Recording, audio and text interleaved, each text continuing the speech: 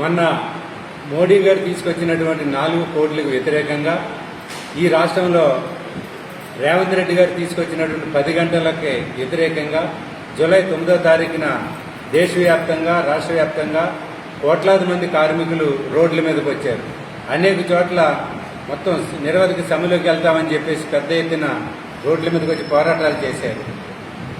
All trade unions తరఫు నుంచి 4 కోట్లు రద్దు చేయాలి, కనీస వేతనం 26,000 ఇవ్వాలి, పాత పెన్షన్ విధానాన్ని అమలు చేయాలని చెప్పి పెద్ద ఎత్తున పోరాటాలు చేశారు. ఇదే స్ఫూర్తితో మళ్లీ ఈ ప్రభుత్వాలు గనక 12 గంటలు పనిచేయాలి, 4 లేబర్ కోడ్లను తీసుకుని వస్తాము, 10 గంటలు పనిచేయాలని ఈ రాష్ట్రంలోనూ ఇట్లాంటి విషయాల మీద మళ్లీ కనుక ప్రభుత్వాలు మళ్లీ ఇదే ప్రయత్నం చేసినట్లయితే ఈసారి ఒకరోజు సమ్మె కాదు, ఆ సెంట్రల్ ట్రేడ్ యూనియన్స్ అన్ని కలిసి ఒక రోజుకో 2 రోజులకో సమ్మె చేయడానికి పిలుపునివ్వడానికి సిద్ధంగా ఉన్నాయి. కాబట్టి మొన్న దేశంలో జూలై 9వ తారీఖున సుమారుగా 30 కోట్ల మంది కార్మికులు పాల్గొన్నారు. 30 కోట్ల మంది కార్మికులు పాల్గొన్నారంటే ఇంక్లూడింగ్ ఎలక్ట్రిసిటీ, ట్రాన్స్పోర్టు, ప్రభుత్వ రంగ సంస్థలు ఇట్లాంటివన్నీ కలుపుకుంటే దానికి ప్రైవేట్ సెక్టర్ వరకు ఈవెన్ స్కీమ్ వర్కర్స్ కూడా దేశంలో పెద్ద ఎత్తున పాల్గొన్నారు.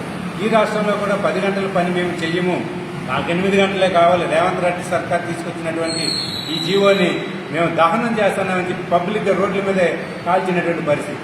కాబట్టి దీనిని దృష్టిలో పెట్టుకుని కార్మిక వర్గానికి అన్యాయం చేయాలని ప్రయత్నం చేస్తే అటు కేంద్రంలో ఉన్నటువంటి మోడీ సర్కార్ కానీ ఇటు రాష్ట్రంలో ఉన్నటువంటి రేవంత్ రెడ్డి సర్కార్ కానీ కార్మికులు ద్రోహం చేయాలి, అన్యాయం చేయాలి, కార్మికుల యొక్క శ్రమను దోచుకుని మల్టీనేషనల్ కంపెనీలకి దేశ పెట్టుబడిదారులకి తాకట్టు పెడతామంటే కనుక చూస్తూ ఊరుకునేట్టు లేదు. ఈ జూలై 9వ తారీఖు యొక్క జరిగినటువంటి సమ్మెను స్ఫూర్తిగా తీసుకుని రాబోయే రోజుల్లో మరిన్ని పోరాటాలు చేయడానికి భారతదేశంలో కార్మిక వర్గం సిద్ధంగా ఉందని చెప్పేసి ఈ పాలకులకి హెచ్చరిక చేస్తా ఉన్నాము.